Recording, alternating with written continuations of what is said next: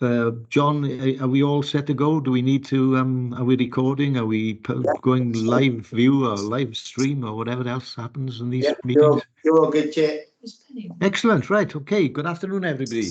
Hope that everybody's fit and well, or if not, that their calls will not be too intrusive in their afternoon. And clock has just struck 2, so we can start now.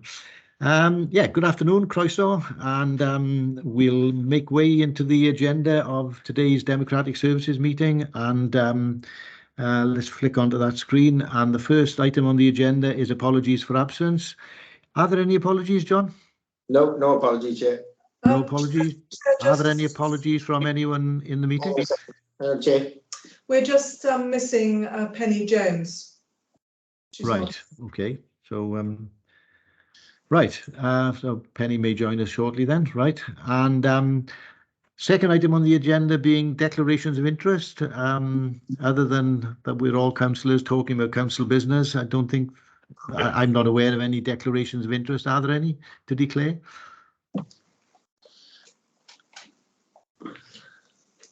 Excellent. We'll move on then to item 3, which is the minutes of the last meeting. And is it your wish that those minutes? Sorry? Councillor's got a hand up in the room. Sorry, can you hear me? I can. Sorry, Councillor Brown. I don't know whether I've got to declare that I'm on a SACRI committee, because some of the changes in the constitution relate to SACRI and SAC. I presume I don't, because I'm just appointed as a member by council. Yeah. Matt Phillips is shaking his head, so no, you don't. Okay, thank you. So with the minutes of the last meeting, is it your wish that those minutes be signed as a true and accurate record of the last meeting? Any comments? I move. Okay, move. Everybody happy? Excellent. Right. We'll move on then to the next item on the agenda, which is the timing of full council meetings. And I'm sure that we'll all get the feeling that we've been here before with the discussions that might ensue in this one. But we've got the results of survey, and John, I think you're leading on this one, aren't you? Yeah, thank you, Chair. And yeah, I'm not going to speak too much on it. Obviously, we debated this item earlier in the term, took it to full council, and it was agreed that we put a recommendation back to them at least 12 months later, once members have got more experience in the role to understand what time suited them best and when they wanted meetings to take place. We agreed at the last meeting a set of questions that we wanted to ask members. That's gone out. We had 29 responses, which to a member's survey is pretty good, actually, compared to other ones we've had in the past. And the responses are all at Appendix A. In general, looking through the responses, the obvious thing that's going to stand out is whatever recommendation you want to come up with to put to full council, you're not going to please everybody. And I think we would have known that before we even sent the surveys out. Everyone has their own difficulties at certain times, and the survey is just there to give you an indication of what members' preferences are. I think one of the probably important points that we took away from the survey was at the last meeting we sort of discussed around alternating meeting times, and there seems to be a strong opinion in the responses that alternating the timing of full council isn't something that members want. But I'll really, there's not a lot for me to say on this. This is for you as members to debate those responses and try and come up with whatever recommendation you want to put to full council. So over to you really to debate that. Okay, thank you, John. Right, well, how do we wish to proceed? Do we go straight for a recommendation, or is there something new to put forward? The survey has come up with the views of 29 members. Is there anything new without going around the bush again to introduce at this stage? Anybody? Jill, you've got a hand up. Thank you, Chair. So I think generally it's saying, please correct me if I'm wrong, that most people want to stay with what we've got currently, except the particular issue that we were discussing, I think last meeting, was about those with caring responsibilities. So question 6 is particularly pertinent. So the fact that the 11 people have difficulties with the afternoon meetings going into evening is something we really shouldn't ignore. And the Right. childcare issues. So although the majority wanted to stay, oh, so I couldn't see it. I couldn't log on there. So the majority want to stay as we are, I guess. That was my reading of it. I mean, Yes. please, John, explain what your thoughts and conclusions are. But there are some specific things that have been raised by the 11 people. Sorry, yes, the 11 people who have issue at question 6. Thank you. And what are your thoughts, please? Could you Evan? remind us, John, please, what the council offer by way of help for people with caring issues? Yeah, so all councillors are entitled to reimbursement for the costs of care. So if there's any childcare costs that you need to you incur to attend meetings or undertake council business, then you can be reimbursed that. In terms of the point around 11 members having caring responsibilities and 15 not, I think again the difficulty coming back to getting something decisive from that is the times where people state that are problematic. They still work around school times, and there's no particular day that's going to make that any better for those people who are responding either.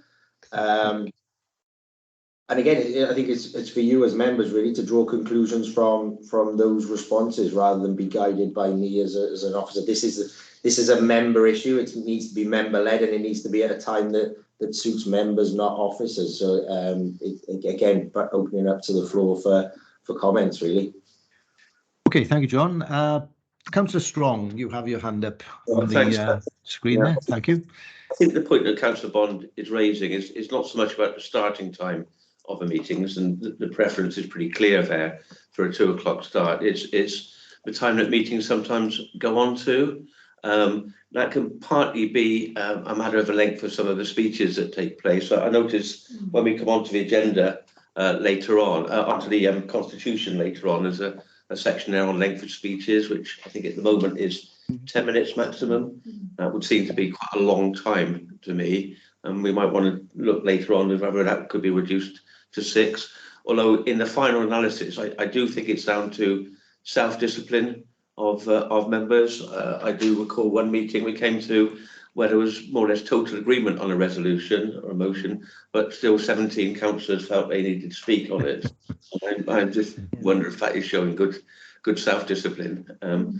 So I'm not proposing any changes to the recommendation for 2 o'clock, but councillors should be aware of the implications of how long the meetings are taking. Okay, thank you, Councillor Strong. Anybody else with a view to express? Councillor Brown, Chair. Councillor Brown, thank you. Yes, thank you. I think looking at the if you can hear me, can you? Certainly, yes. I can anyway. I mean, we've got 29 out of 46 members responding, and 18 out of the 29 preferred afternoon meetings, with 10 in favour of 1 p.m. and 14 in favour of a 2 p.m. start. Now, although 11 members reported they had caring responsibilities, it doesn't seem as if presumably within those 29, effectively 24 were basically saying that the meetings should be kept as they are, really. So although they did obviously mention the caring responsibilities, but I think because of the length of county council meetings, I don't think there's any way that we could get out of that, because I think even if you started at 10 o'clock in the morning, you possibly still run into school time, in view of the time that the meetings are taking and the need for breaks and so forth. So I think the summary of the responses basically is the recommendation of the full council meetings continuing at 2 o'clock in the afternoon, normally on a Thursday, I think it is, isn't it, John? Yeah. Yeah. So I would say, looking at obviously there may have been some members who didn't respond, but then they had the opportunity to respond, they were concerned about it. So I don't think we should necessarily take account of the fact that 17 members didn't respond because they had the opportunity to do so. So I think the result is fairly clear from what's been said here. Thank you. Okay, thank you, Councillor Brown. Councillor Buckler. I'd sort of reiterate what Councillor Brown is saying in the sense that from reading the responses, it seems the Lions share want to keep things as they are. I do understand the difficulties of caring or children picking up and things, and I think perhaps that needs to be sort of highlighted, that there are, you know, that you can claim carers expenses, and that perhaps that would be something that people who have those problems should be able to talk to relevant officers to discover if there's a way that things can be put in place if needed. I do understand that lives are difficult, but as a having been elected as a county councillor, I sort of feel that that is a duty that we have undertaken, and the officers and departments are all here to sort of support that. So we should use that. Those are my thoughts on it. Thank you, Councillor Buckler. And Councillor Howells. Yeah, thanks, Chair. It's quite, as you say, quite clear. Was it 18 in favour of, so 2/3 in favour and a third in favour of morning ones. So that's quite unanimous, isn't it? Really, I'd say that's a decision that's easy to accept. Going on to the timing, I see in questions 3, the 10 say 1 o'clock and 14 say 2 o'clock. Is there a compromise between that and offer 1:30?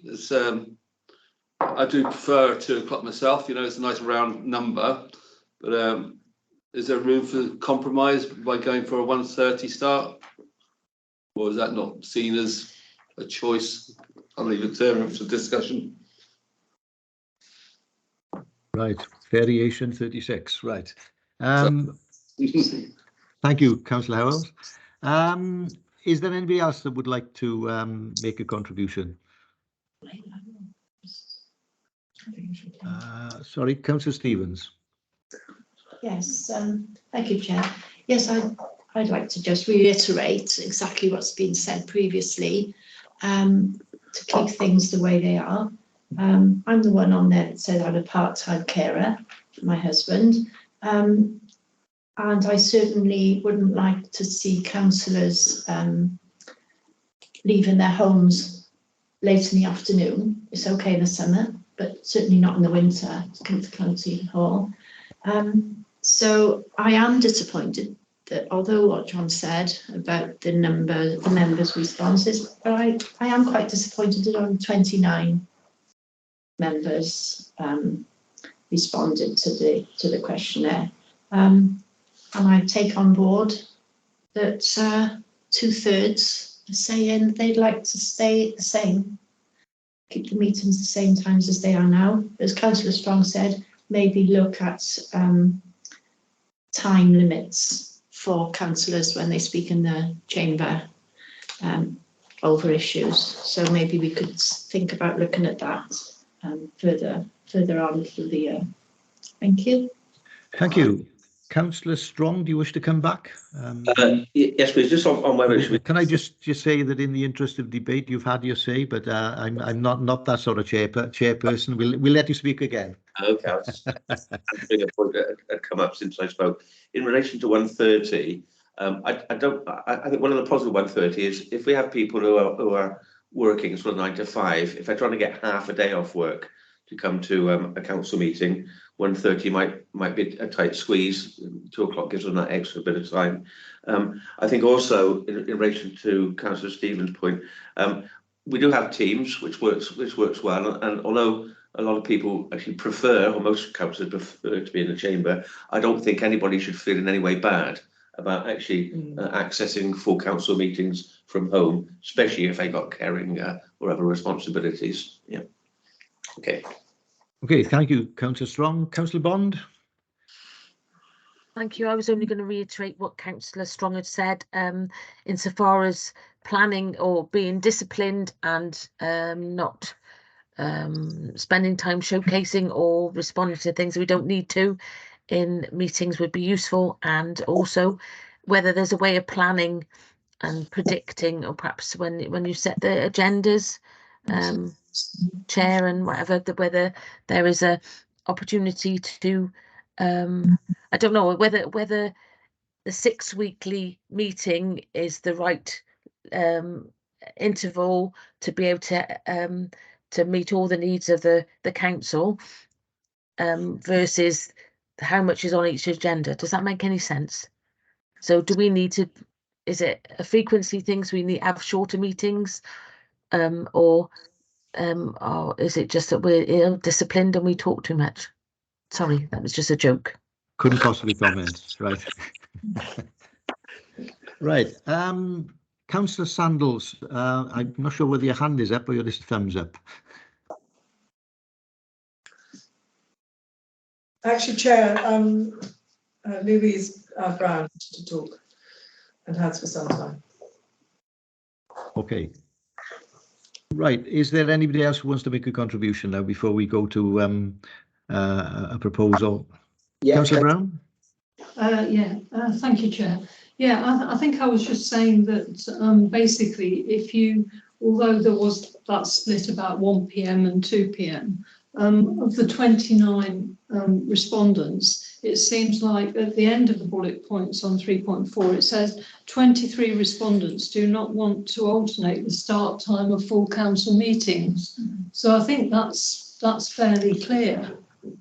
So I would have thought that, and the other thing is, although, it's a long time since my children were young, I think that if you've got childcare responsibilities, it's very important to know the exact timings of meetings so that, and the dates, so you can arrange alternative care arrangements. For example, if you share with a friend collecting children from school and things like that, you need to know well in advance. And I think if we start messing about with starting times and dates and things, then I think that causes more childcare problems than it would do otherwise. So that's the only comment I'd make on that. But I think the 23 out of 29 makes it quite clear, really. Thank you. Chair, thank you. Chair, could I ask, could we have a response about the agenda setting, please, and whether there's an opportunity there to reduce or foresee what timing it might be? I think in response to that, from Matt or from the chair. I think John is about to answer.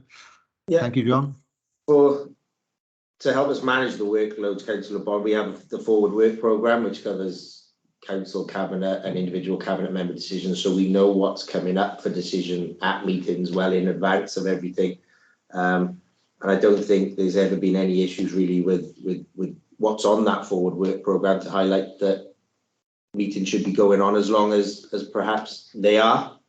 I think the only ones obviously recently where we've had it is the budget meeting, where we knew there was going to be a lot of debate, so we took the decision to put on a special meeting just for that budget item, because we couldn't get any other business dealt with in a decent time frame as well for that. So we'll use the Forward Work Programme to monitor what's coming up, and if there are changes we need to make off the back of that, then we will do so. But generally, we're only talking 3 or 4 items that are reports that are coming through. The rest are questions and motions as well that can take the time. So we do monitor it in the background just in case there is any scope for splitting it out. Okay, thank you, John. Right, can we have a proposal then, please, to move forward so that we can put this one to bed, as it were? I think the debate seems to suggest that we stay with where we are. Is there anybody happy to propose that without coming from the chair? Thank you, Councillor Wright. And Councillor McConnell as well was waving. Are we happy to vote for that, or do we need any other amendment? Or I think the consensus was clear, Chair, unless there are any... Absolutely, yes, yeah. Right, so happy. Can we show that we're happy to stay with that then, and stay with the status quo? And having debated it in 2 meetings, it's great that we can come back to where we were with formality. Excellent, thank you. Right, Matt, your bit now, the Constitution, all 300 pages of it. You're going through every one of those pages this afternoon, I understand, and we'll have a break at 6:30, okay? That's 6:30 tomorrow afternoon, Chair, yeah? I didn't say which day, Matt. Thank you, Matt. Over to you. Thanks very much. Just as because it kind of slots in between the last agenda item and this, I suppose. I just wanted to raise the point that following from our experience with the budget setting process this year, and I've exchanged emails with the group leaders, there's been another council meeting put in for the 29th of February next year. I thought I'd just raise that now within this committee, because it's a useful committee just to raise that if anyone had any comments that they wanted to raise about that. But it is a calendar change that has gone in, and I'll make sure that I close the loop with group leaders as to the fact that that change has been made. We wanted to get this year's budget out of the way before we made a change to the calendar. Constitution. So I joined the council, a bit of history, just so people have kind of got a full understanding. Constitution, the big old thing that says everything that a council has to do and everything that a council can do, and then who within that council is authorised to do it, and then what the procedures are that we follow in order that things like meetings and what have you take place in the most appropriate way. The Constitution, when I joined here 2018, hadn't been significantly updated for a while. So a couple of years ago, I brought forward a revised version, a whole 50 or 60 pages shorter, actually, Chair. So 300 is pretty good going as things stand. Excellent. We thank you for it. But as part of that change, I committed to the fact that I would bring the Constitution into the AGM every year, because it wasn't something that was done with any kind of regularity. So as part of that process, I always bring it forward to Democratic Services Committee beforehand. So you'll see that the report that you've got in front of you is a council report. It's a draft council report as opposed to a specific Democratic Services Committee report. It's not seeking a specific vote on anything. You are essentially a useful sounding board for me in terms of some of the changes that I've proposed. How do I come to those proposals? Some of them are just to represent changes in the law. I can make those changes anyway in between meetings, but where possible, I try and save it and do it all in one change. Otherwise, we end up with multiple versions of the Constitution through the year. Anything that's not a legal requirement or the result of a decision that's made in council, because clearly whenever council makes a decision that requires a change to the Constitution, I need to make that change. The other things are more about what I see and hear, I suppose, in council meetings or within the conduct of the council's business, that I think would warrant a change bringing forward. So there's a couple of changes in there that I'll brief into a little bit more fully. But it really is that kind of soft thing about trying to get a feel for how is council going to operate in the best possible way, and what changes might be sensible to bring forward. A lot of the time that is proposals that come directly from members. There's certainly one in there that's in there as the result of a conversation with a member, for example. So I would say, at any point in the year, if anyone wants to raise any questions around the Constitution with me, it's always useful to have. I kind of keep a record of them, and then when we get to this point of the year, this is where I put this report together and come into Dem Services Committee. Once you've discussed the matter today, I'll take it to the group leaders as well, and I'm obviously with my portfolio cabinet member here, Councillor Sandals. I've started this conversation with her as the cabinet representative, and then it will go into council on whenever the AGM is, 18th of May, I think. So that's why we're here. The changes, you have an entire track changed version of the Constitution should you wish to open it and look at all the track changes. It's a hellish document to look at, if I'm perfectly honest, but it is done for the purposes of transparency, so that in my slightly easier to use, I hope, table, you can cross-check it against the document and make sure that I'm not slipping in changes, because they would be caught by the track changes. There's no way of changing the document without them being caught. So the appendix 1 and the table therein is the most useful part of this report. I hope. It's only a page and a half long. It sets out the changes that I've made. Some of them are as the result of kind of legislative changes, as I made reference to. Some of them are editorial. No matter how many times I go through this document and try and ensure that there are that it's completely gender neutral throughout, I still keep finding references to chairman in them. So that's what the first line refers to. I don't know, you'd think I would have found them all by now, but it's surprisingly difficult. I think probably the first one to draw your attention to, because I'm conscious you will have read the report, is area committees. Because in just reviewing the legislation recently, I realised that the way they were referred to was incorrect. They were kind of referred to as a creation of council when they're not. Area committees legally are things that cabinets, executive members set up and can make decisions over whether they delegate decision-making powers. So I've just basically made that change so it's clear what the legal definition of an area committee is. Still wanted to maintain some flexibility where areas wanted to stand up in a useful kind of geographically focused way to have a forum, and so area forums are now a new addition to the constitution. As I'm scrolling through it, yeah, some changes to terms of reference. This is basically where officers have either left or joined, or new roles have been created, or roles have been changed. There was an out-of-date reference within Governance and Audit Committee that missed the fact that they were now undertaking the approval of the final statement of accounts. The local choice functions table, that's the thing that sets out where decision-making lies. Right, how best to describe this? Some things have to be decided by council, the budget, for example. Some things, the vast majority of powers are delegated to officers. You know, someone who goes out and puts a ticket on a car because hasn't got a parking ticket within a car park, for example, we're not going to bring full council together every time that decision needs to be made. Some things are legally not allowed to be made by a cabinet. That's set out in regulations from 2007, 2009. But anything else, by default, generally will sit with cabinet to decide. So what the local choice functions table is, it just specifies in some of those things that don't legally have to sit in one place or another. It just sets out some of those where those decisions lie. It always had the fact that it was for council to decide for appointments to outside bodies, but there was a little bit of ambiguity over appointments to roles such as champions. I mean, we've got Councillor Strong with us today, who is the Armed Forces champion. He was covered in the appointments to outside bodies report that came to the last AGM, but we've had the new LGBTQIA plus champion role created since then, and there's just a bit of confusion around that process, so I've just clarified it within the constitution.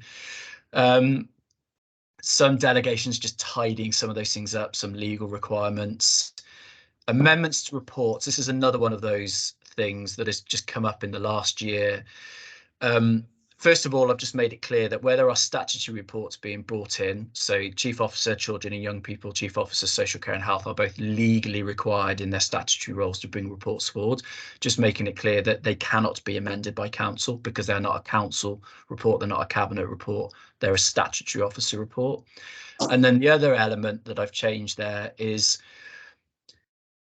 when we deal with motions, we have the ability for amendments to be brought forward, you know, within the course of a debate, and that's appropriate. And motions are generally not more than 2 or 3 sentences long. When reports are brought in, they are the result of usually quite a considerable amount of work, and they're quite lengthy documents with a number of appendices and what have you. I think it's appropriate that there is a space for amendments to happen with regards to reports, because it can be the case where, but for, you know, if a minor tweak is allowed in some way, it will garner the support of council and allow a report to be voted through in a kind of sensible and pragmatic way.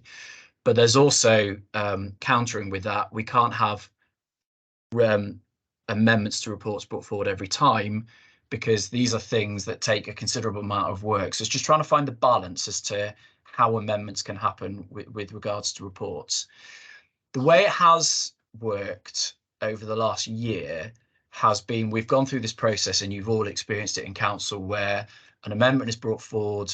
It is then the chair will hold a indicative vote as to whether members feel like it's something that they want to debate, and then it is the chair's responsibility to decide, and power to decide, whether to allow that amendment or not. It's quite clunky, that two-stage process, and it puts a degree of focus and pressure on the chair, I think it's probably fair to say. The change I've made to it is actually, rather than having the indicative vote and having the chair decide on whether to allow an amendment, is actually putting the onus on the cabinet member who's bringing forward the report. The purpose for that is, in a no overall council, what I'm trying to do is encourage early conversation with the cabinet member who's bringing forward a report before we come into council, so that we are not, there's no ambushes, we're not springing surprises, we're not asking council to try and take, sometimes reports can be dozens and dozens of pages long and decide on the hoof whether a change is good or not. Trying to encourage conversation to happen before then. But if it does come up in council, then it is the cabinet member can decide, is there a pragmatic last minute adjustment here, which actually I think will enable us to get the report through and allow us to carry on with our business? Or actually, if someone is unhappy with the report, should it just be the case that they vote to turn down the report for it to fail, rather than getting caught into long debates over amendments, which can get quite complex. So that's one of the kind of lengthier changes that's come about from my kind of observations of how council works. I think the other couple that are worth referring to is voting.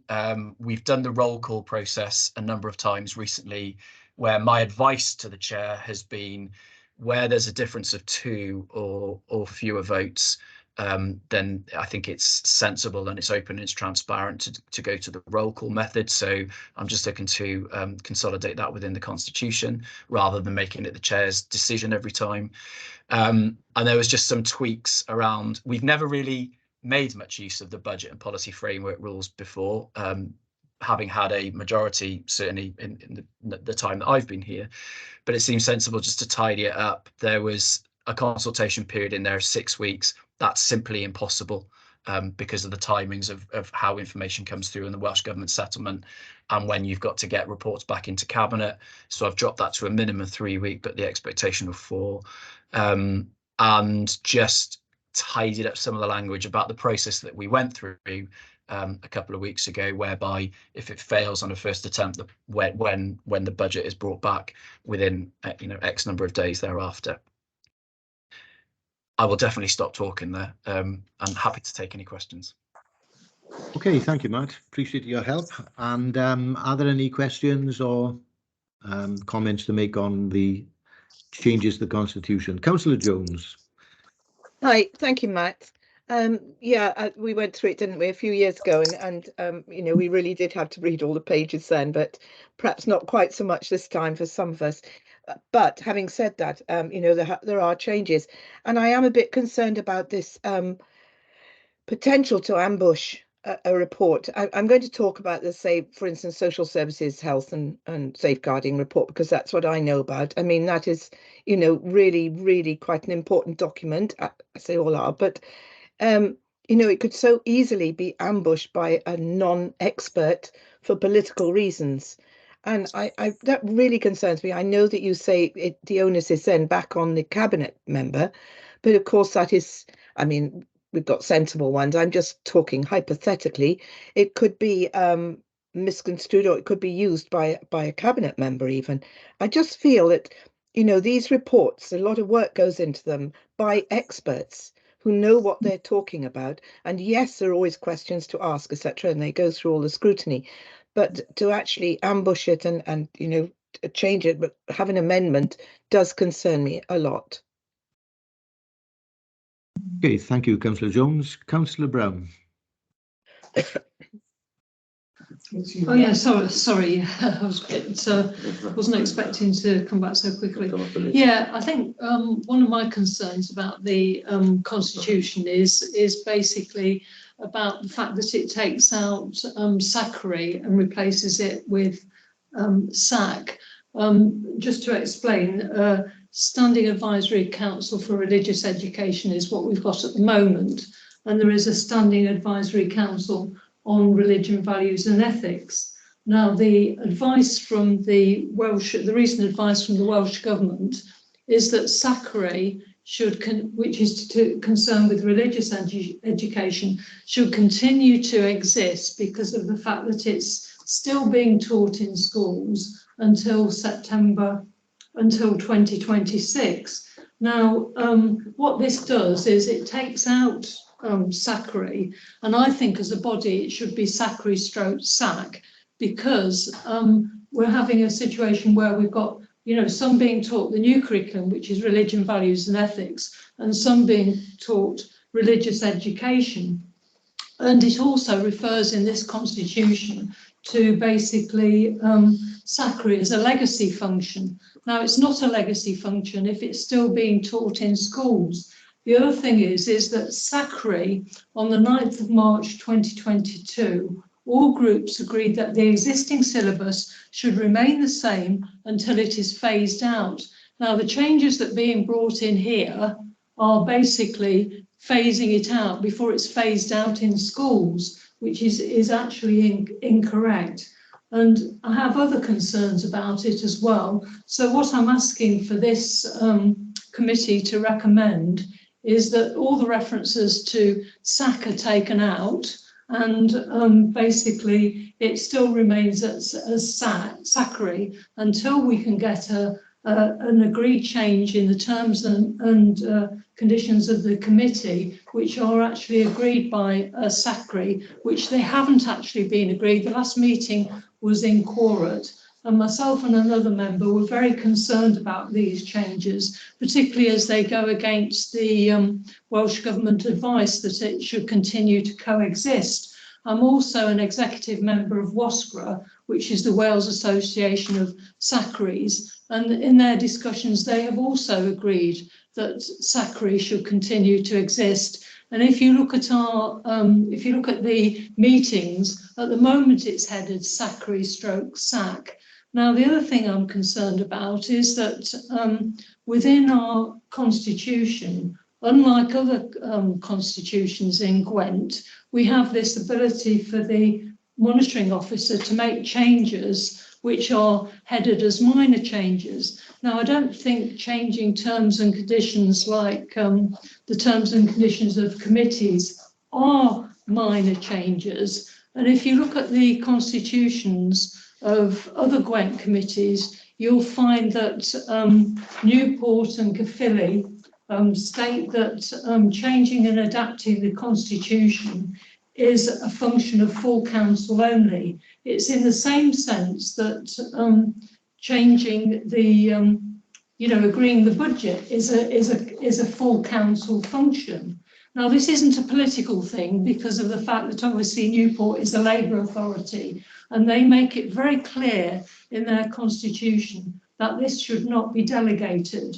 And what I propose is, as well as taking out the references to SAC in this constitution, that we also take out 3.5, which allows the monitoring officer to make these changes without it going to, taking the officers taking a role which should be reserved for full council only. Now, there's only a few functions set out in 6.3 of our constitution that are for full council only, and I think that members should be the ones who adopt and change the constitution. I appreciate that the monitoring officer has got a role in reviewing the constitution, but I think that it's important that members, like they do in Newport and Caerphilly, maintain that authority, that it shouldn't be delegated to officers. And I've looked at their constitutions to see that that's the case. And also Blaenau Gwent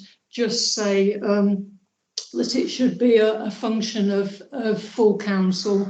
And I think Torvine say something like a function of full council, but they do allow minor changes. But then they say that there should be a member working party on it. But I think, in view of the way that this is being practically used, in our experience with SACRI and SAC, means that I think that council needs to take back an important member function. And I would hope that I will get the support across the council to actually change our constitution to what it should be, as in the case of Newport and Caerphilly, and say that this issue should not be delegated to officers. So, I mean, basically, I'm asking for the recommendation of this Democratic Services Committee before it goes to full council to remove the references to SAC, so it stays as SACRI, and so that we can agree terms and conditions that incorporate both. I'm also concerned that some of the main roles of SACRI, but also the main role of SAC, are being taken out in this constitution. You know, for example, the main role is collective worship and religious education for SACRI, and collective worship and religion, values and ethics. The only thing that we've been told in SACRI is references to section 390 of the Education Act, and that ignores the religious education circulars that are still in place that say what the actual functions, which haven't been updated by Welsh Government. And I think the fact that we're actually ignoring Welsh Government advice, because effectively what this means is on a legal basis, it is a transition thing, so that we need to have SACRI/SAC as one body so that we can incorporate both. It is not a legacy function, it's a continuing function in schools. And, I very strongly object to this change and taking out a body that Welsh Government says should carry on and coexist with SAC until 2026. So the changes put forward here shouldn't be in the Constitution until 2026. And I hope that the, Cabinet member can do something about this before this actually goes to full council. I'd be interested to know the reference to, as a question of the reference to champion as well, because I can't really find it in the Constitution. I've done a search, it's mentioned council champions once, but I think the reference that was made in the discussion, I don't know whether it was 21 or something, I did look that up and I couldn't see anything on that. So I think I'd like a bit of a... 2213, I think. Sorry? 2213. 2213, yeah. I can't remember what it says. Okay, thank you. Anyway, I've said my bit, but I am very concerned about this constitution, and I have looked at it, and I have looked at other Gwent constitutions, and ours is out of line. Thank you. Thank you, Councillor Brown. Do you wish to come back at this stage, Matt? Yeah, it might be sensible, Chair. Thank you. Councillor Jones, yes. So it's trying to find that pragmatic balance. And I completely agree with everything you said about the kind of time and effort and expertise and the depth and breadth, I suppose, that goes into a report. So what I'm trying to do is not end up in a situation where we get amendments brought forward in council that are kind of unheralded, unannounced, and there hasn't been an opportunity for a discussion to happen. But try and maintain a way of getting and trying to avoid a report effectively being voted down for the sake of a small pragmatic change that could take place. So the options are, you could very simply not allow any amendments to reports. And I think you would find probably some constitutions in other local authorities wouldn't have that kind of leeway. I know others do, because when I made the change last year to try and codify, let's go back a couple of years, we never used to have anything that made a reference to an amendment to a report. And we used to basically deal with them in as pragmatic a way as possible within a council meeting. I was uncomfortable with the fact that there wasn't a specific kind of constitutional reference to this. So I introduced, I'm not going to lie, I copied what Cardiff Council have in what I put into the constitution last year, which was this process of an amendment needed to be put in at least a day before, but if it came up in the meeting, then you'd have an indicative vote and the chair would have the discretion to allow it or not. What I don't really like about that is a very clunky process if someone is just going to raise it on the day. So by giving the power to basically just agree to an amendment or just refuse to have it debated with the cabinet member, the person who has been involved in that report writing process, they can effectively go, yeah, that's something pragmatic, we can deal with that on the day, let's allow it in. Or they can just simply say, no, there's too much detail within this report to try and bring in amendments now within council. Yeah. Of course, the cabinet member may risk that report being voted down as a result of it, but at least it gives the cabinet member who was bringing that report forward the ability to act in that kind of gateway, which I thought was a more appropriate way than having the chair do it. So we've had a year of the chair's discretion approach. I'm hoping that by having this approach, especially being a no overall control council, it will encourage an earlier conversation with the cabinet member, because that is the person that someone who wants to bring forward an amend is going to need to go and speak to. And then, of course, it brings in the relevant officers as well.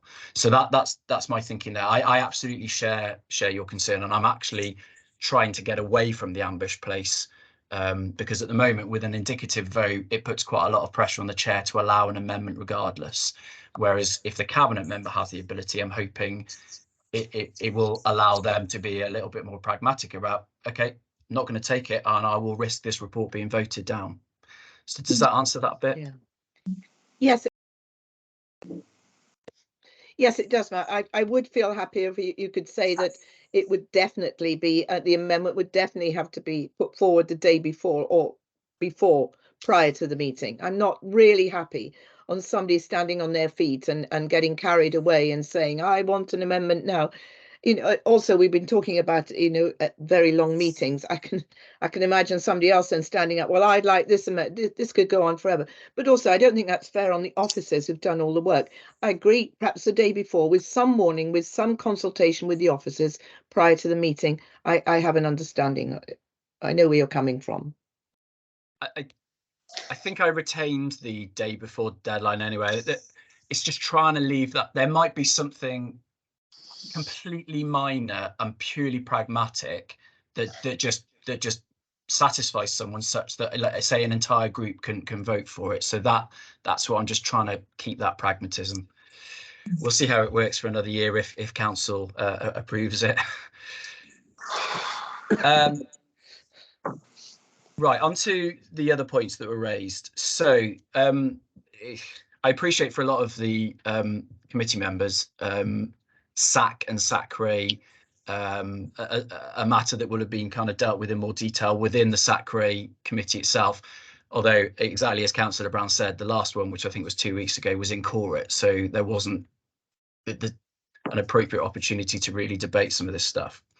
So this is what this is you have SACRE as exists, but the law has changed, and I suppose the most pertinent element of the law change is to introduce a new person onto the standing advisory councils that has a non-religious philosophical belief, conviction, whatever it might be. So it could be humanist, kind of take your pick. That law change has happened. And actually, we are a little bit behind the curve in terms of the fact that lots of other councils have changed their constitutions to recognise that change has happened. So I think there is a legal duty here to recognise that SAC exists. It is not something that comes into place in 2026. It is something that is in place now. But Councillor Brown's absolutely right that the elements that SACRE currently cover will remain in place until 2026. So the changes that have been made are basically to represent the change in the legislation which introduces SAC as a new entity, but the changes maintain all of the powers that SACRE have at the moment and will continue to have until 2026. And it sets out quite specifically that the new committee member with the non-religious philosophical beliefs will not be able to take part in those decision-making functions.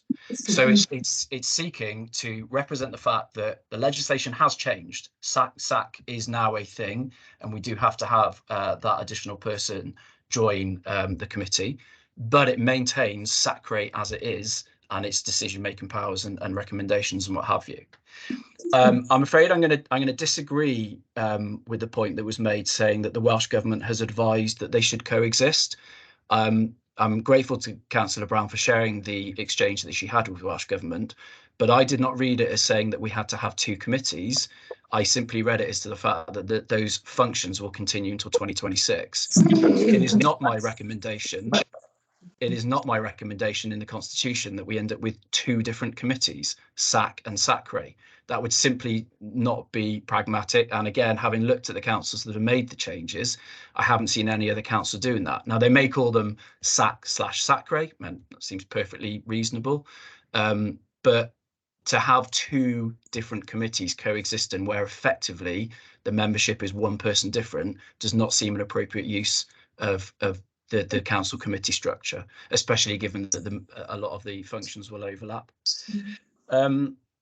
The point about the main role being religious worship, I'm afraid I've looked at the legislation and there is no reference to the word main. There is no primary function. There is no hierarchy of consideration here. So again, if the reference is passed to me that will make that point that I could make reference to in the Constitution, I'd be happy to include it.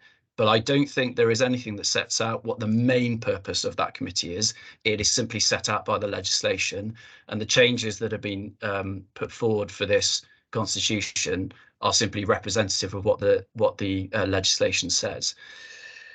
The 3.5 removal to prevent me from making minor changes, that's entirely within council's ambit. I should make the point that I haven't made any changes in the last year. The point of bringing it forward to Democratic Services Committee and then bringing it into the AGM is that it's council that makes the decision on the changes.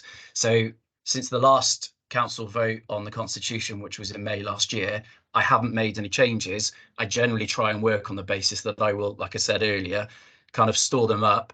I bring forward the draft Constitution, but it is council. So all, with reference to SAC and SACRE, it is a council decision. It's not mine. I will advise on what the legislation says, and there are some things I have to be quite strident in that advice if we'd end up making an ultra vires decision, i.e. doing something that is outside of the law.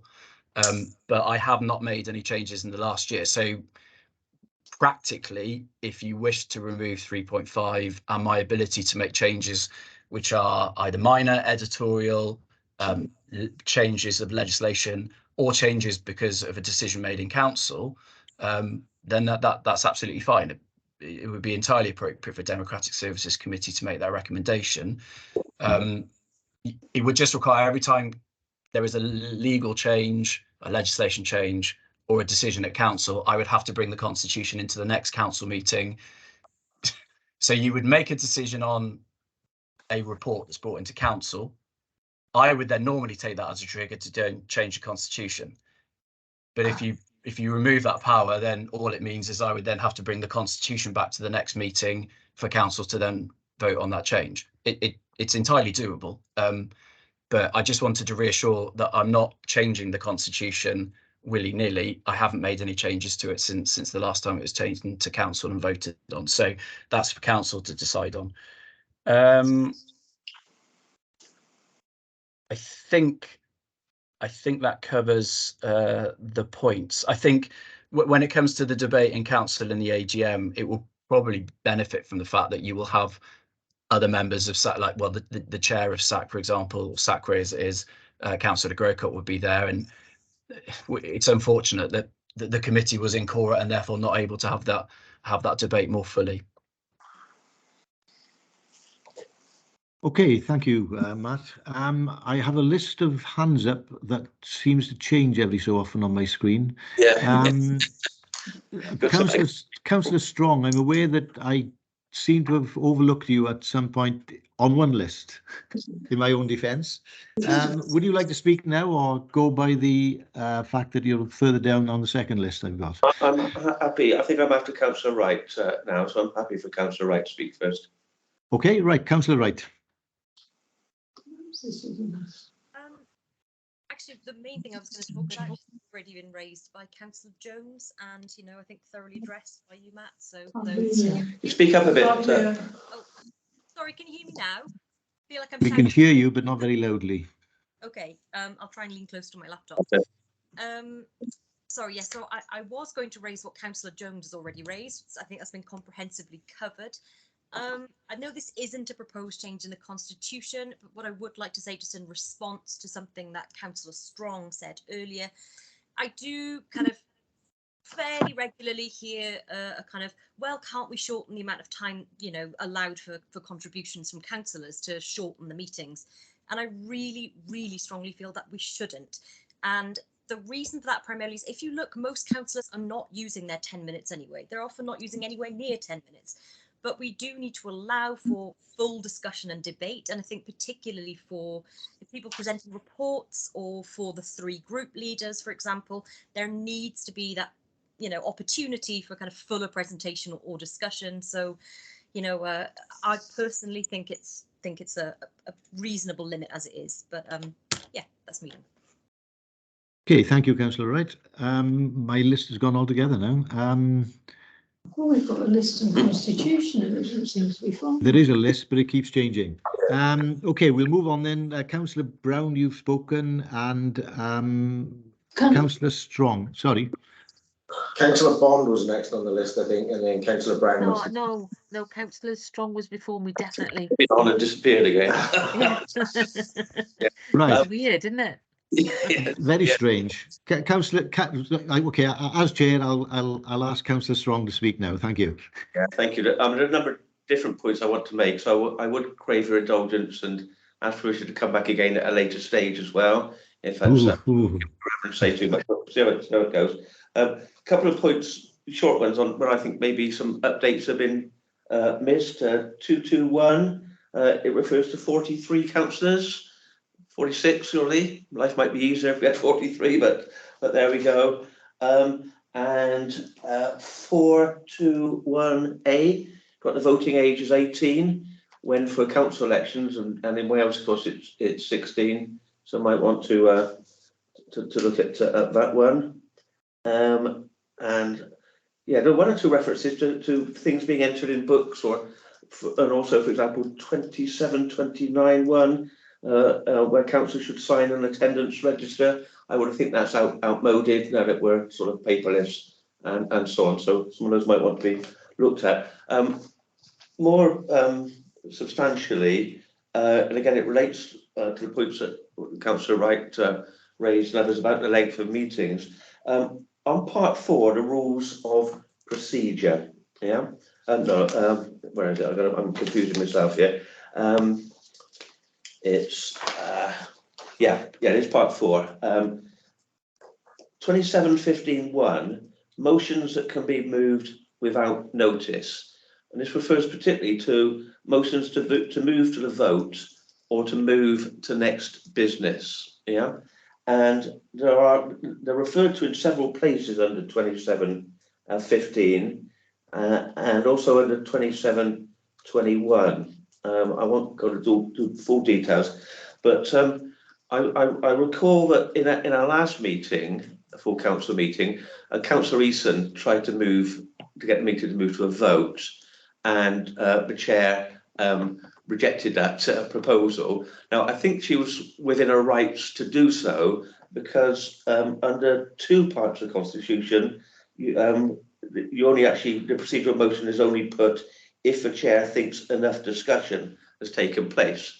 And so she has the discretion to say, well, there's need for more discussion. But that discretion doesn't seem to apply, if I've read it correctly, under 2715 and 2721. Now, I'm confusing myself rather here, let alone anybody else. But I think it's something that needs to be looked at. because I think it's quite legitimate, and I've seen it at other meetings that I've been to in different organisations, where proposals are made to move to a vote so that we don't have constant repetition of the same points and so on. So I would like those points on the constitution to be clarified if possible. Okay, thank you, Councillor Strong. Do you want to come back now, Matt, or Yeah, happy to, Chair. Thanks. So just following up on what Councillor Wright was saying, and just to explain what I'm partly doing when in a council meeting. Some of you will have noticed my head constantly nodding. It's not because I'm falling asleep, it's because I'm counting constantly to make sure that I know how many people we've got in the room. So you'll see me going on, because I can't count in my head. So doing that. And counting how many we've got online, because I need to know how many we've got and what a majority is. But the other thing is I have a little clock on my laptop that the chair and the chief exec can see. So when someone is talking, I generally keep a clock running on how long they're talking for. So I just wanted to confirm that Councillor Wright's point that, yeah, it's a 10-minute limit that the Constitution sets out, and it's entirely for this committee to decide what recommendation to make about that, and for council to decide whether to change it or not. But it's very rare actually that we get to 3 minutes on a speech. And often the 10-minute kind of speeches will usually come from a group leader or an appropriate kind of cabinet member in response to something. So I just wanted to explain that. And I think some of the conversation that was had earlier about how groups may want to coordinate who contributes on something, or the repetition and what have you, are ways of addressing that as much as the change in the time limit, but completely open to any recommendation about the time limit. Councillor Strong, thank you so much. That's a little treasure trove of things that I need to go away and review, but it all made perfect sense to me. No, of course, there's not 43 councillors anymore. My apologies, I should have picked that up. Yeah, the motions without notice, it's much like the budget procedure rules, which I've had to lean into quite a lot this year when I've not had to in the past. I'm not sure that we've ever really dealt with motions without notice when they come up, because it usually sits in that kind of discretion of the chair space in the way that we saw last time. And of course, you still need people seconding and what have you. So I will go away and review that and just try and take some of the well, there's contradictory nature in there, isn't there? So I'll see if I can find a way of making that a slightly more appropriate section, because there's a lot of motions without notice that can come forward, but they're not often really used, and actually sometimes the flow of the meeting is better left in the hands of the chair. But yeah, no, thank you very much. Okay, thank you. Councillor Bond. Thank you, thanks, Chair. Well, actually, I picked up the 4 to 6 councillors as well. So, but also because I was interested, I noticed that 11.1.3 in quorum it says chairman, and 29.2.3.2 it says chairman as well. I did a search because I was interested. The other thing about in reports, integrated impact assessments are legally required or required, aren't they, as part of reports? Does that come in here? With that sort of thing coming here, or any sort of I think I've sent an email about consultation and whether that would come in here to any sort of anything associated with reports. Would that come in here, or does that sit somewhere else, please? Thank you. Matt, Thank you. See, there's always these blooming chairman references that no matter how many different ways of searching for it, I can never find them all. So thank you. IIAs. So the reference to report within the Constitution is more about how they're debated within the procedural rules. I'll have a chat with Matt Gatehouse, but I don't think it's something I would necessarily want to bring into the Constitution, because it's about the procedure of how a report is debated rather than how a report is written. Consultation is a varied, shall we say, requirement, because there is no one-size-fits-all single way of doing consultation. There's no single requirement for consultation. So there will be statutory consultations that will be relevant to whatever the legislation it is that they're written in. So that might be on the Highways Act for stuff around roads. Traffic regulation orders would be a good example. The 28 days is set out in one of the Highways Act. But for other areas of statutory consultation, it will be set out differently. So trying to encompass that within the Constitution would be difficult. Okay. But the non-statutory consultation stuff is where it gets really big.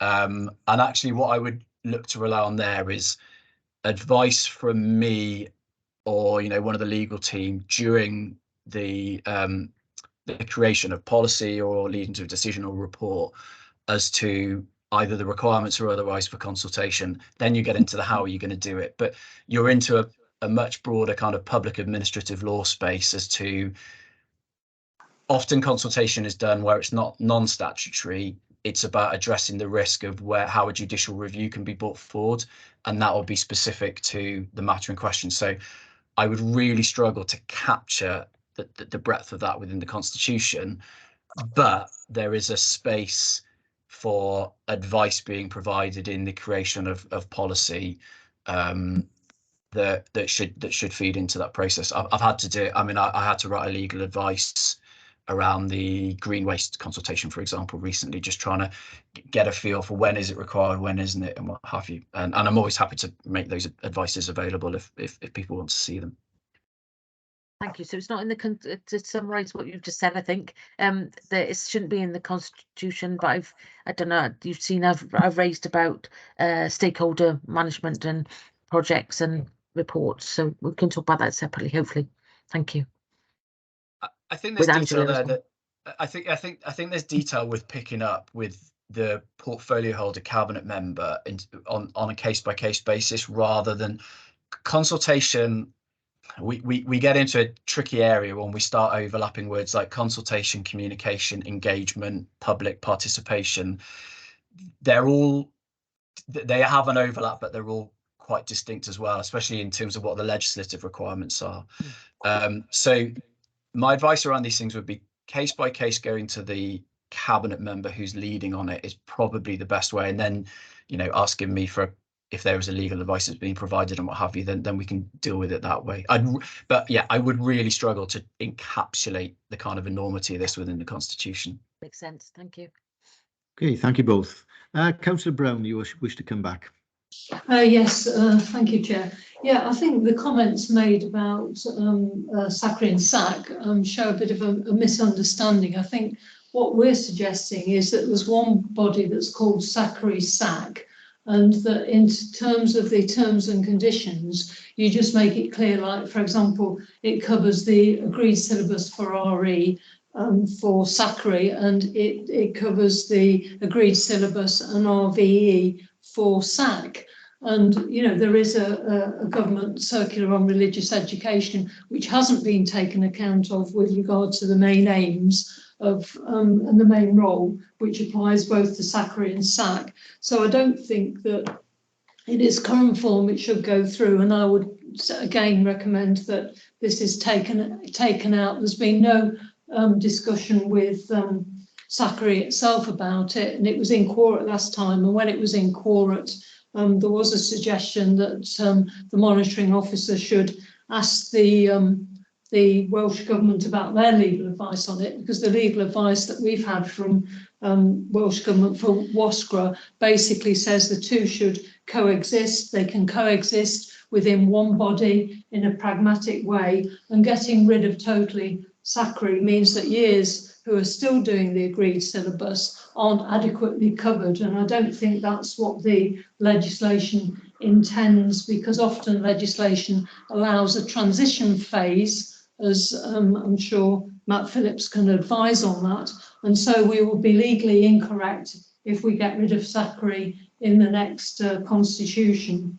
With regard to the legal changes to the Constitution, I don't think there's any problem in actually removing 3.5, because, you know, it does actually say if you make legislative changes in the original Constitution in 2014, it did say these had to be reported to the next full council. So I would prefer a very short report with just a red ink just to show what the minor changes were, and this go to full council rather than as delegate an important function that belongs to full council. And as 2 local authorities have made it clear, both Newport and Caerphilly, that they can manage without this being delegated to officers. And I would like that clause put in instead to say that the functions of full council are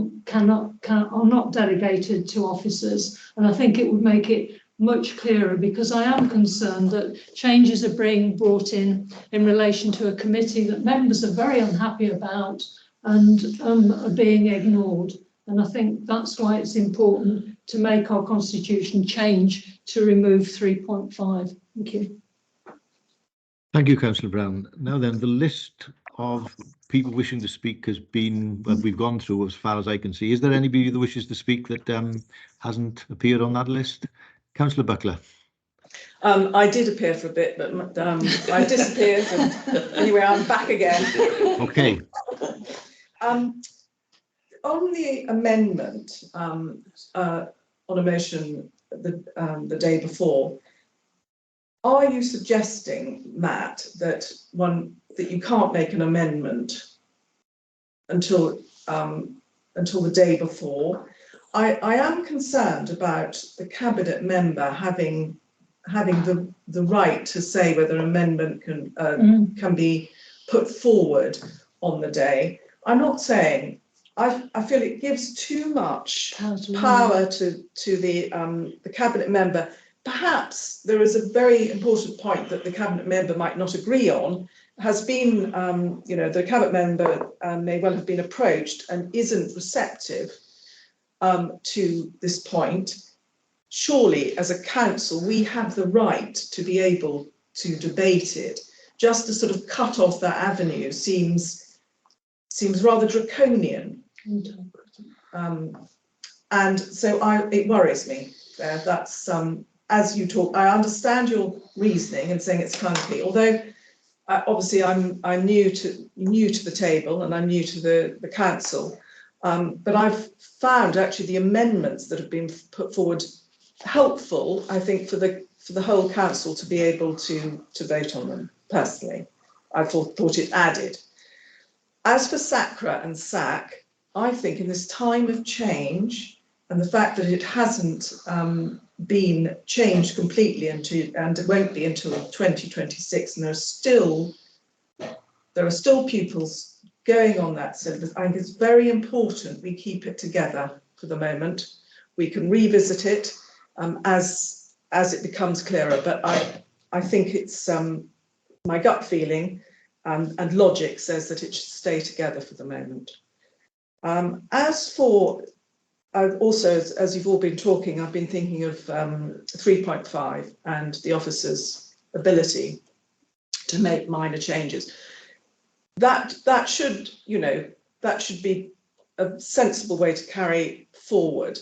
However, what's minor and what's major to councillors? So I think this needs more clarity before we make a decision on it. And then there you are. That's my contribution to those. Okay, thank you, Sorry. No, I'd just be interested to see what Matt comes back from that. Okay, thank you, Councillor Buckler. Do you wish to come back at this stage, Matt? Yeah, County Chair. Yeah, with SACRA and SAC, I'm not hearing a gulf of difference in terms of what the proposed change is and the issue that's being raised. The SAC is in legislative. We are required to refer to the fact that SAC is in existence and that there will be this additional person, and that we have to, and we are legally required to have that person in the committee. But the ongoing functions of SACRA are there as well. The proposed change to the constitution covers those points for me. It's quite clear that the functions will coexist, and it sets out who can vote on each of those. I think I mean, I heard the phrase that Welsh Government said they should coexist, but I'm seeing within the proposed changes to the Constitution the fact that they will. If there's specifics in there, then happy to consider that. If the proposal is that the title is not SAC, it's SAC/SACRA or whatever, SAC brackets RE, fine, then that it's an editorial matter. I'm completely agnostic, if you'll allow me, on that. The point was raised with regards to 3.5 in terms of it wasn't a big change because any changes are reported to the next council. So I just need to clarify that any changes that I make are to be reported within 12 months to council. It wouldn't necessarily be the next one, so it would be a change. What is minor and major? I think it's written to try and explain that it's about editorial, to put into effect decisions of the council. So if you wanted to get rid of any ambiguity over what minor variation is, then you can get rid of 3.5.2 point A, minor variation, and I think it sets it out thereafter, or just remove 3.5 in its entirety. I'm perfectly comfortable either way. I know Councillor Buck has had motions, but it was in reference to amendments to reports. So the way that it is written is that any amendments to a report should be submitted no later than 24 hours before the council. It's in trying to maintain that last minute pragmatic piece of detail that comes up in council, because it comes out of the debate. That's the bit that the change is focusing on, and that's where it's about making it the responsibility of the cabinet member rather than the chair. If the cabinet member is unreceptive, then the risk that they run is that their report is voted down, but for the sake of what might be a small pragmatic change. So I'm just trying to find the best way of balancing this. What I would hope is that we shouldn't ever really get to the point where something is being raised in a council meeting, because it should have been something that's brought up with the cabinet member well in advance, so that a sensible discussion that can be had. If the cabinet member is unwilling to make a change that's being proposed in that time, then the person who wants to make that amendment will have that discussion with their group and simply seek to vote it down. And I think that's the most appropriate way of dealing with it within the kind of democratic function of voting within council. So I don't think it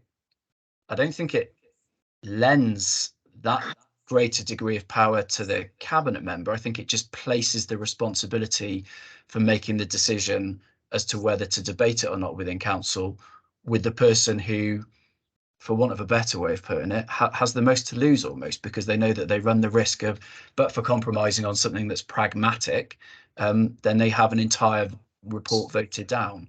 But I would always really try and push people away from the fact that these things are coming up in council and they should be raised beforehand. But so that the 24-hour question was, anything should be raised more than 24 hours before council, not no earlier than 24 hours before council, just in case that was a misunderstanding. Okay, thank you, Matt. Is there anybody else that wishes to make any contribution on the matter relating to the Constitution?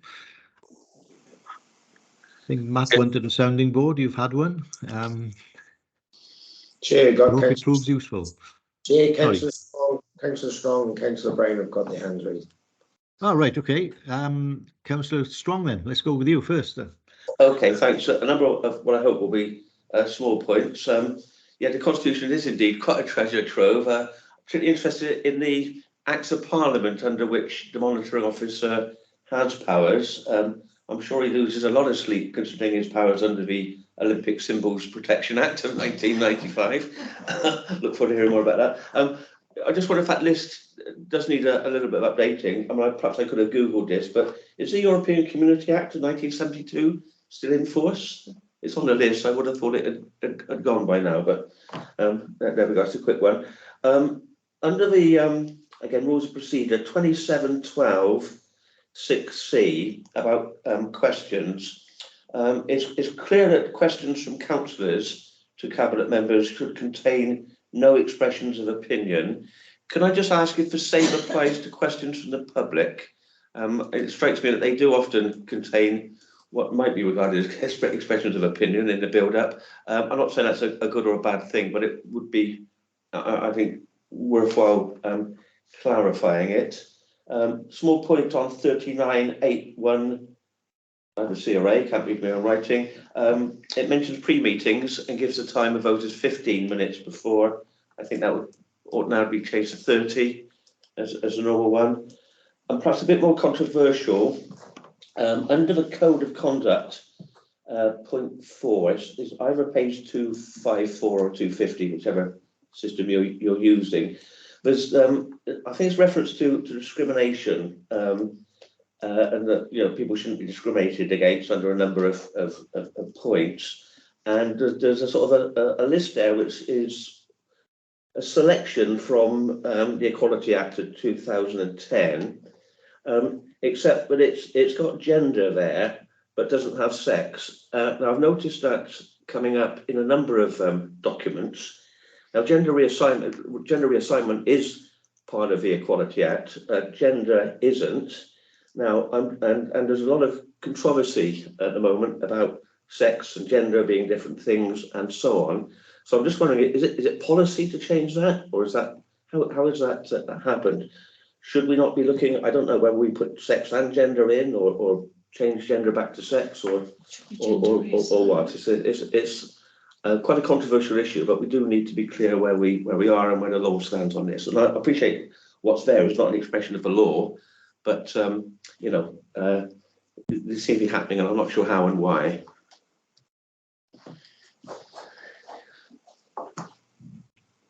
Councillor, sorry, Matt, do you wish to come back now and deal with that one? Yeah, I've been scribbling down those issues. I've been scribbling down the references. Thank you, Councillor Strong. So I'll review some of those. I mean, it's remarkable, some of the legislative references that are in there. If you look at Chief Officer for Social Care and Health, for example, I think she's got nigh on 150 odd different pieces of legislation, tattooing of minors, Crossbow Act, Sunbed Act, things like that. So I will go back and see if I can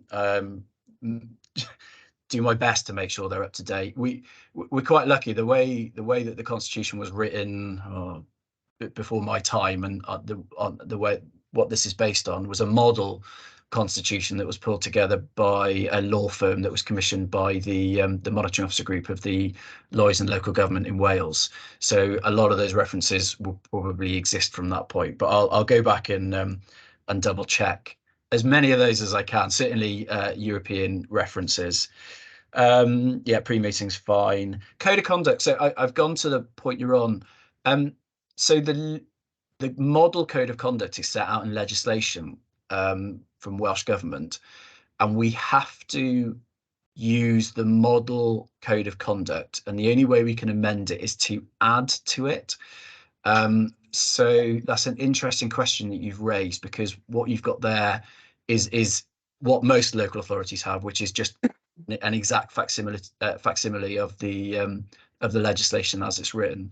So I'll have to pop that as a question back into Welsh Government, because there is a bit of a review. Well, there's a constant kind of ongoing review of the ethical standards framework in Wales. So I'll feed that in and see what they come up with, because I don't think that is something I could put into council to change unilaterally, because I have to use the code as it's set out in legislation. So if that's okay, I'll take it back to them. Okay, thank you, Matt. Councillor Brown, am I right in thinking, did you wish to come back?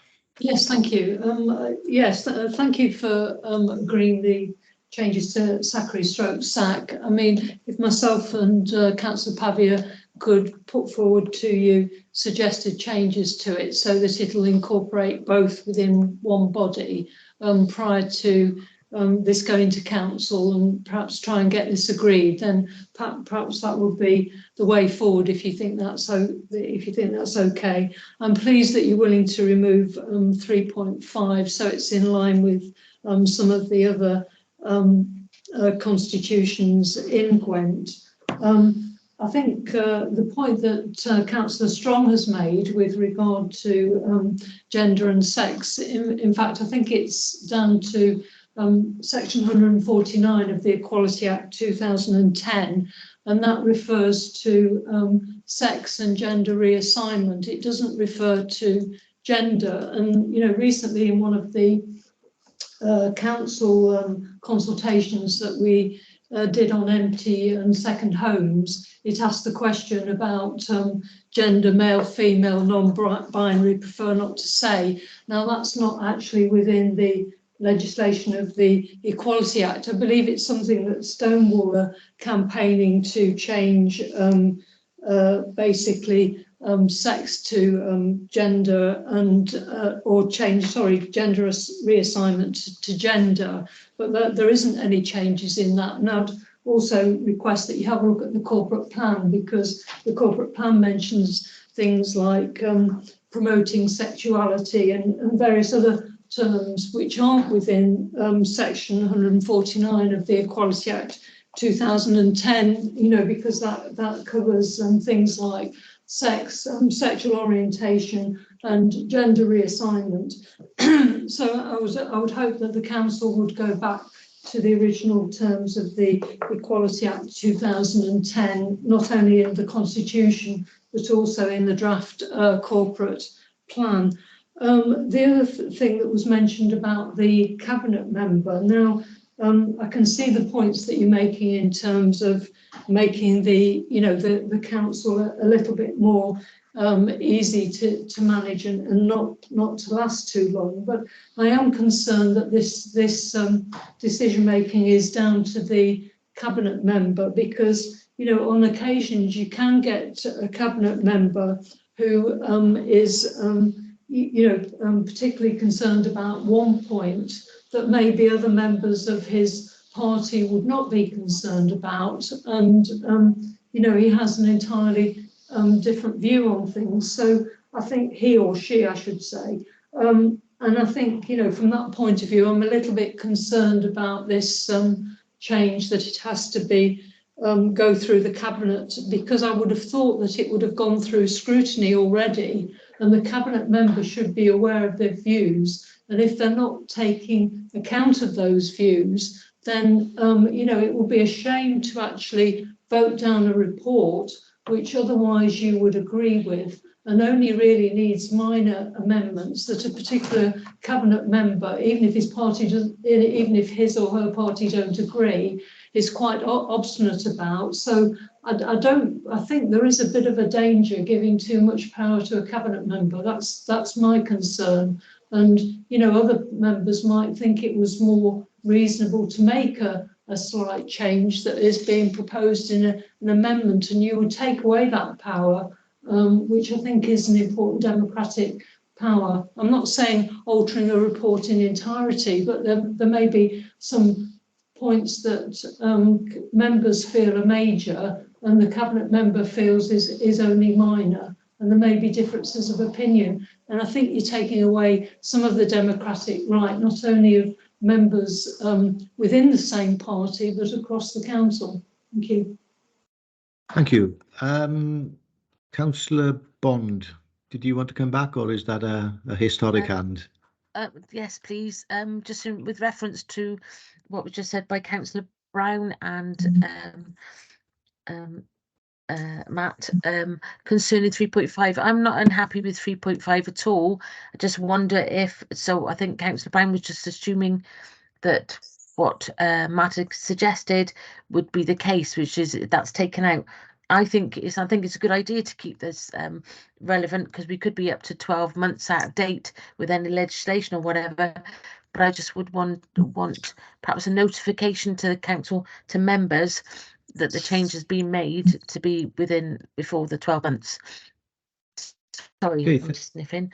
Beg your pardon. Does that make sense to anyone? So I think it's good that we keep up to date and minor corrections are made. I think that you should have that authority, but that we should be informed as soon as, and then obviously then it could be challenged. Okay, thank you. Councillor McConnell, sorry. Thank you.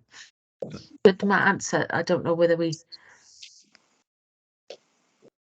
Hi, yes, I'll pick up on Jill. I'm very much in agreement with Jill. Basically, would allow Matt the rest of the year to find all the different references to chairman, as we go along. So I, as long as it's reported back to council, I don't have a problem with it. I also don't have picking up on the amendment issue, and the ability of the and the proposed ability of the cabinet member to reject, if you like, a proposed amendment if it's not brought within a day. It seems to me to be entirely reasonable. If we're going to have any, I'm all for democracy, but if we have any discipline about that, these things should be tabled in an appropriate way. And then if someone really wants to have their say, they can have their say, and they can try and get the report turned down. So it's not as if things are shoved under the carpet or hidden from view. It's quite a transparent process, but it does require people, anyone who wants to participate in a debate, to get their act together earlier than an hour before the meeting. So that just keeps us in some order. So I'm not against it. Thank you. Thank you. Is there anything you wish to come back on, Matt? Yeah, thanks, Chair. So I think both Councillor Bond and Councillor McConnell have raised something I was going to pick up. I don't want to be misconstrued. I haven't proposed that I'm going to make the changes, I think, as Councillor Brown suggested, that I would remove 3.5. I said that is something that council can consider, and that needs to come up in the debate. But I don't want to be misconstrued in some way, so that's what I said. And ditto with the changes with regard to SAC and SACRA. I think, Councillor Brown, if you wish to make submissions to Sharon Randall-Smith and Geraint Edwards in the first instance as the relevant officers in support of SAC, then that will be useful. But I need to be careful here, because SACRA have not met, and they in a correct way in which to bring forward proposals. And I'm conscious that the chair of SACRA, Councillor Grocott, will want to make his submissions as well. So in the absence of that meeting having happened, my proposal is that I'm going to put forward the changes as they're proposed, because I think they are legislatively sound and they do address the points that have been raised. I think inclusion of an alternative proposal into those officers and then represented into Councillor Grocott's probably appropriate, but it's for council to decide. And I need to be very careful that I'm not making changes to the constitution with regards to that specific committee when that committee hasn't had a chance to meet and debate it. So I'm going to be quite cautious about that. The references to section 149 of the Equality Act, and this goes back to what Councillor Strong raised. Just reading the Code of Conduct again, it's not specific that it is intended to make reference to that piece of legislation. And it is for Welsh Government, if they wish to write within legislation in a specific way, referring to this list which is put in there, which is gender, race, disability, sexual orientation, age, or religion. It doesn't directly align it to the Equality Act, and it is a piece of legislation that Welsh Government have provided. So I've already committed to the fact that I will go back and check that, but I don't want the committee to get too sucked into the fact that it differentiates necessarily from the Equality Act, because it doesn't actually make a claim to be seeking to reference the Equality Act as far as I can see. So I just didn't want that kind of conversation to run away too much. The amendments piece, I think I'd like to kind of put three options here and just get a feel from the committee as to what they're interested in, because it's going to be quite difficult. I would suggest that amendments to reports should either not be allowed, full stop, constitutionally, that it should remain as is, whereby it is expected that someone will raise an amendment no later than 9 o'clock the preceding day, so that some form of conversation can happen.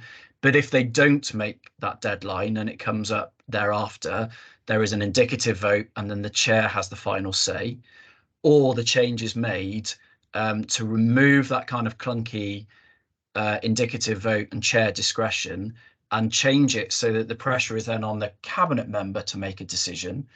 I don't think it was said that that gives a lot of power to the cabinet member. The report is the cabinet members, so I don't think it augments their power in any way. The report is already theirs, and it is right that they should have the final say on what that report looks like as it goes in. I think what it does is it promotes the idea of engaging with the cabinet member as early as possible, rather than making it an administrative kind of discretionary decision that sits with the chair.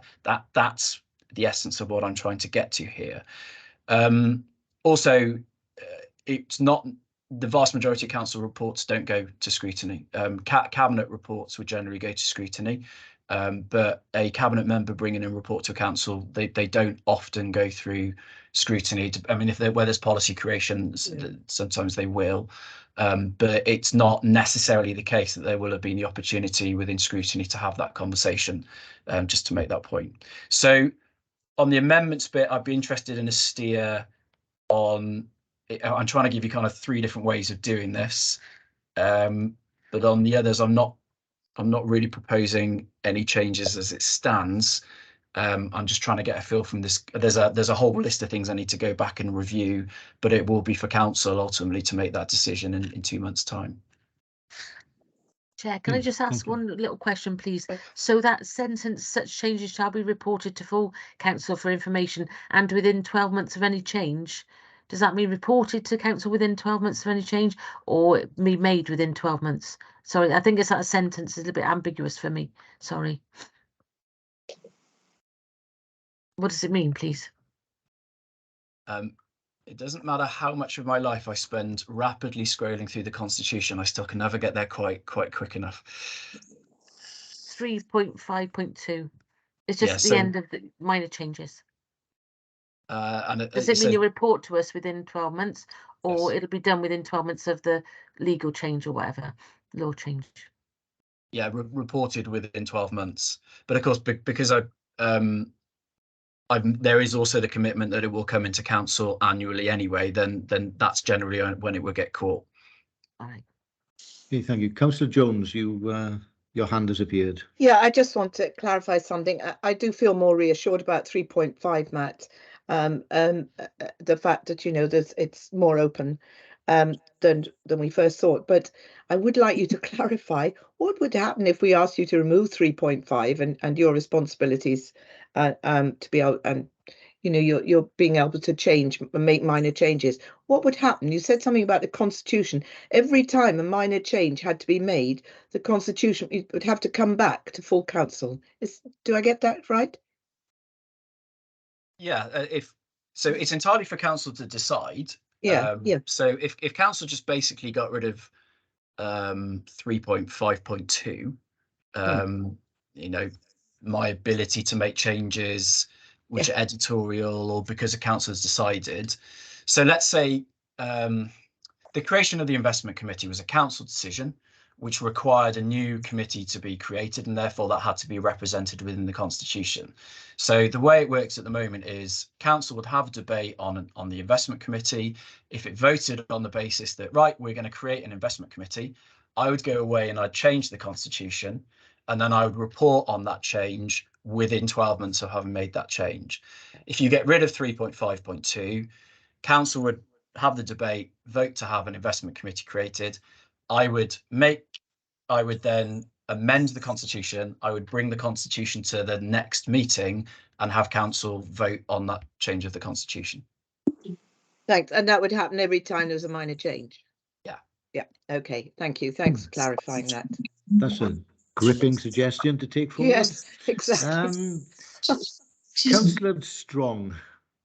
No, I'll leave that one for now. I'm fine. You've appeared on my list again, or on the list rather, on my list. Changed my mind. Right. Am I right in thinking that from the list and from the hands that don't seem to appear on the screen that we have finished? No, we haven't. Councillor Brown. Yeah, I think I would suggest that with regard to the 3 options, that the one on the amendments and so forth remain the same.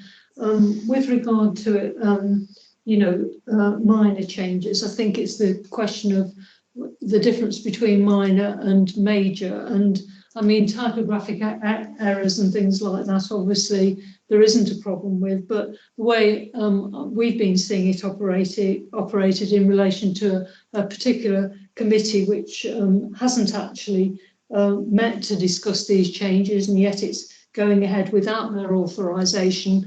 I think it would be advisable for 3.5 to be removed. I don't think that Newport and Caerphilly have any particular problems with that, and it's just a question of the fact that it's a council decision as opposed to a officer delegated decision, and I think it's sort of been, I'm sure they manage with it, and I think it's important that it's kept the same. So perhaps we could consider whether we think of the three options, whether it's better to be kept the same, Chair.